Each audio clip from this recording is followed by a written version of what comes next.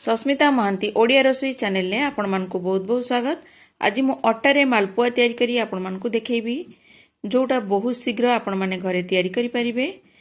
तेबे चलंतु तैयारी करिबा स्टार्ट करिबा। अट्टारे मालपुआ रेड कलर सब्सक्राइब बटन को क्लिक करी मो चैनल को सब्सक्राइब करि नियंतु आ पाखरे थिबा बेल आइकन को क्लिक करंतु। प्रथमे गोटे कड़ाई नेली आ कड़ाई रे मु पकै देबी 2 कप क्षीर।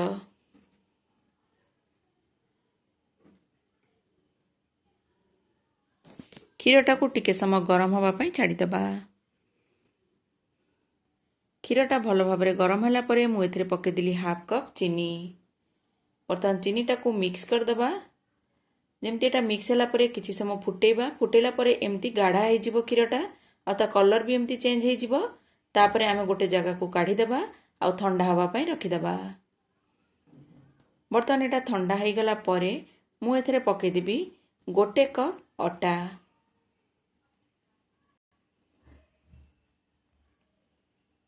बर्तमान टिके पान मोहरी पकईदेली आउ टिके गुजराती गुंड भी पकईदबा। बर्तमान सबु जिनस को भल भाव मिक्स करदबा।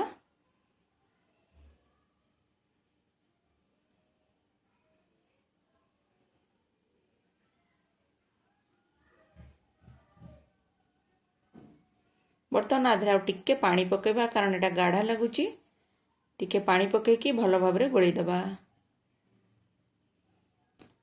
बर्तमान को कवर करके रखीदेबा आधा घंटा पाई।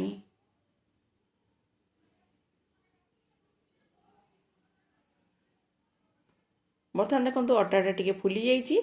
बर्तमान ताको आउ टिके पानी पकेकी भल भाव गोलैदबा।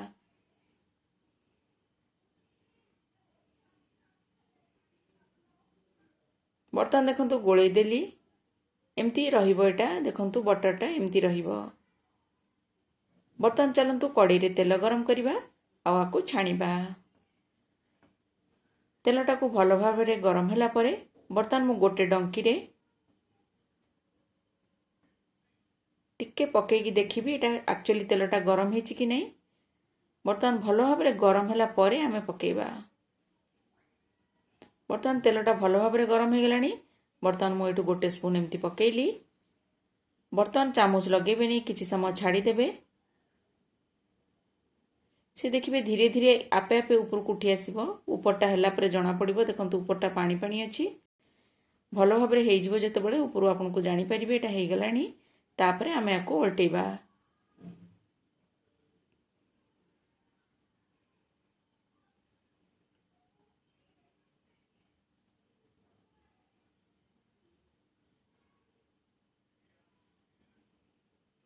बर्तमान एटा हेइ गलानी तळ पटु। बर्तमान आको मु उल्टेइ देबी।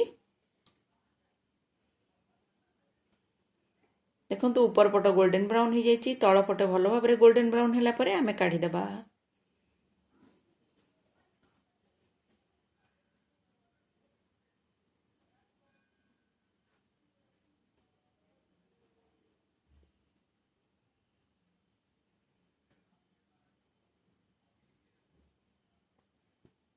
बर्तमान देखो एटा हेइ गलानी। एटा को मु काढ़ी देबी आ सबु जाक सेमती तैयारी करि नेबी।